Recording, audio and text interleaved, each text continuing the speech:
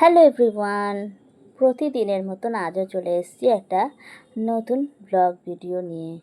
তো সবাই কেমন আছো বন্ধুরা? আর নিশ্চয়ই ভালো আছো, আমিও বেশ ভালো আছি। শম্পা ডেইলি লাইফস্টাইলে সকলকে স্বাগতম। আমি শম্পা।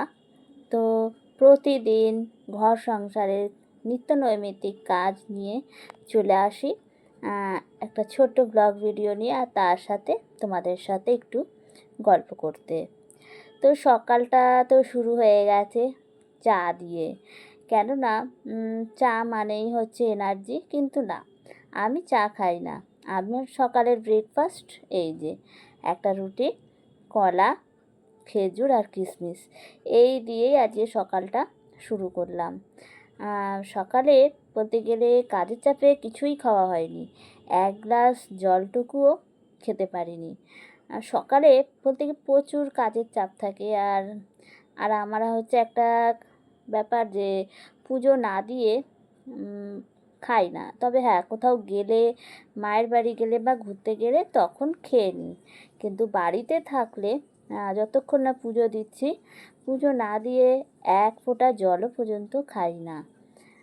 তো সেই জন্যই আজকে এতটা সকালবেলা একটু ব্যস্ত ছিলাম কাজকর্ম নিয়ে, বাসি কাজকর্ম, স্নান, পুজো। তারপর হচ্ছে আজকের এটা হচ্ছে বুধবারের ব্লগ ভিডিও।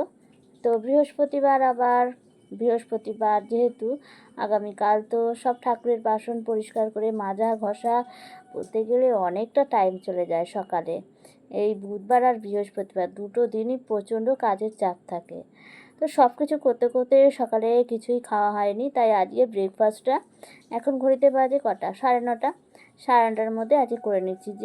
যে ব্রেকফাস্টটা প্রতিদিন 10:30 থেকে 11টায় করি, সেটা আজকে 9:30টার মধ্যে সেরে নিলাম। তো আজ রান্না বান্নার সেরকম কোনো চাপ নেই, কেননা গতকালকে শ্বশুরমশাই একটা আবদার করেছে। তো শ্বশুরমশাইয়ের আবদার হলো যে আজকে গরম ভাত খাবে না। তো ওনার মাঝে মধ্যেই এই ইচ্ছাটা হয়, খুব গরম পড়লে ভাত খেতেই চান না, গরম ভাত। তো ওনার আবদার হয় মাঝে মধ্যে একটু পান্তা করে দিতে। তো সেই জন্যই গতকাল রাতে পান্তা করে রেখেছিলাম। আর যেহেতু পান্তা করেছি, তাই আজকে অনেকটাই কাজের চাপটা কম আছে, রান্নাবান্নার ঝামেলাটা একটু কম আছে। তো ব্রেকফাস্ট করে নিয়েছি, সবাই করে নিয়েছি আমরা। তো এদিকে ওপরে আবার মিস্ত্রি দাদাভাইরা কাজও করছে, তাদেরও চা দিলাম, বিস্কুট দিলাম। তো এক গাদা সকালে সেই বাসন হয়েই গেছে। রান্না করি বা না করি, বাসন থাকবেই, ঘর সংসারের কাজ থাকবেই। তো এক গাদা বাসন সব মেজে ঘষে উপর দিয়ে এবার বসে পড়েছি একটু কাটাকুটি করতে, আনাজ কাটাকুটি করতে। পান্তা ভাত তো ঠিক আছে, কিন্তু পান্তা ভাতের সাথে তো কিছু তো খেতে হবে না।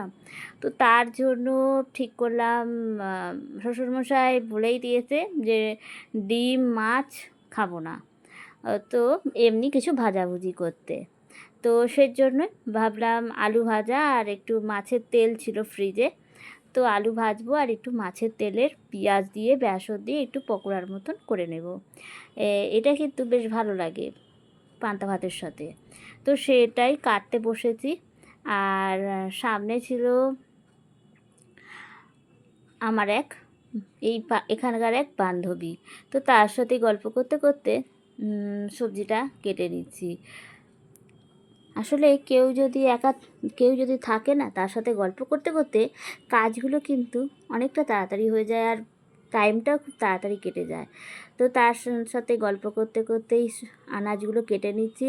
আর তাকেও বললাম একটু ক্যামেরাটা ধরে দিতে, কেননা ক্যামেরাটা ধরে দিলে কাজটাও কিন্তু অনেকটা সহজ হয়ে যায়।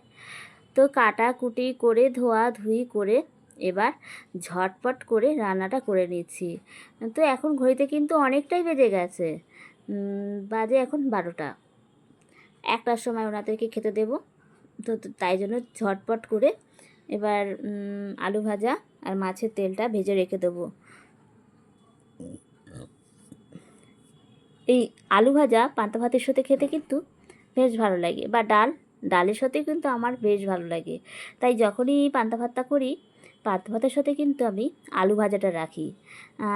আমার হাজব্যান্ড আবার ভাতে আবার আলু সেদ্ধ দিয়ে দিতে বলে মাঝে মধ্যে। কিন্তু যেহেতু আজকে আলু ভাজা করছি, তাই গতকালকে রাতে ভাতে আর আলু সেদ্ধ দিইনি। গতকালকে ভাত করে রেখে দিই একদম লাস্ট নাইটের দিকে, এই ধরুন 11টা এরকম টাইমে ভাতটা নামাই। তো সারা রাত ধরে ভাতটা গরমই থাকে কিন্তু। তো সকালবেলা উঠে দেখি ভাতটা গরম রয়েছে। তো কাজকর্ম সেরে ভালো করে হাত মুখ ধুয়ে মানে ভাতে জলটা দিয়ে দিই। তাহলে কিন্তু ভাতটা কিন্তু একদম ঝরঝরেও থাকে, ভালো থাকে। তারপর রান্না বান্না তো হয়ে গেছে, তো ঘরে এসে গেছি। মানে রান্নাঘরে দাঁড়িয়ে থেকে বলতে গেলে একদম স্নান করে যাওয়ার অবস্থা। মানে চুল তো ভিজে গিয়েই ছিল, আর সারা শরীর তো ঘাম, কিছু বলার নেই, এত গরম। তো ঘরে চলে এসেছি। আজকে রাতে রয়েছে একটা গৃহপ্রবেশের নিমন্ত্রণ, আর সেই জন্যই চলে এসেছি। একটা গিফট নিয়ে এসেছে আমার হাজব্যান্ড, তো সেটাই দেখাবো যে আজকে গৃহপ্রবেশে কী নিয়ে যাচ্ছি।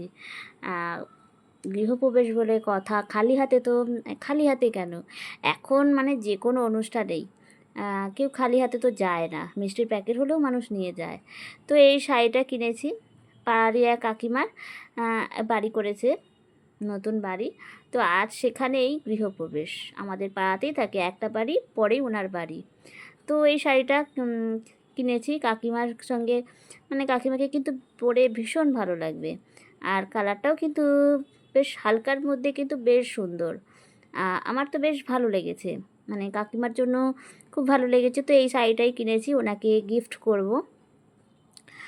আর ওনার এক ছেলে এক মেয়ে, তো ছেলে তো চাকরি করে, ওনাকে আর কি দেব। আর মেয়েও বলতে গেলে অনেকটাই বড়, তো ভাবলাম কাকিমার জন্যই নিই, কাকিমা খুশিও হবে। আর তার জন্যই কাকিমার জন্যই স্পেশালভাবে এই শাড়িটা নিয়েছি। এছাড়া মিষ্টি তো নিয়েই যাব হাতে করে। তো প্যাকেট থেকে বার করে ফেলেছি, এবার প্যাকেটে ঢোকাতে আমার খুব প্রবলেম হয়।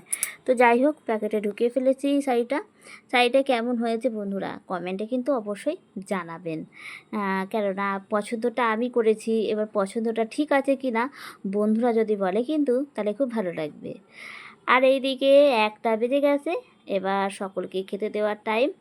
তো এদিকে প্রথমে শ্বশুরমশাই শাশুড়ি মাকে খাবারটা দিয়ে চলে এসেছি, এবার হাজব্যান্ড খেতে বসেছে। তো এখন গরম করে মানে এই মাছের তেলের বড়াটা পকোড়াটা আগেই ভেজে রেখেছিলাম, খাওয়ার আগে আর একবার গরম গরম ভেজে নিলে বেশ মচমচে হয়ে যায়, খেতেও ভালো লাগে।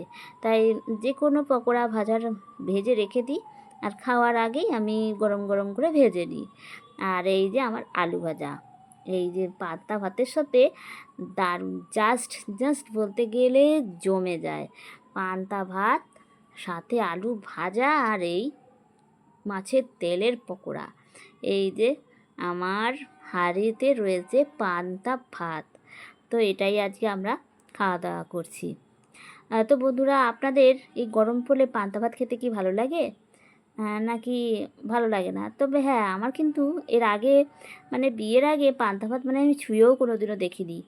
মানে ভাত যদি বাঁচতো মাই খেত, বাবাও তো অফিসে থাকতো, খেত না, মাই খেত, কিন্তু কখনো ছুঁয়ে দেখিনি। কিন্তু এখন মানে বিয়ের পরে এই বাড়িতে এসে কিন্তু অনেক খাবার খেতে শিখে গেছি, সেরকমই তার মধ্যে হচ্ছে এই পান্তা ভাত। তো বেশ তৃপ্তি করেই খেলাম বাড়ির সবাই।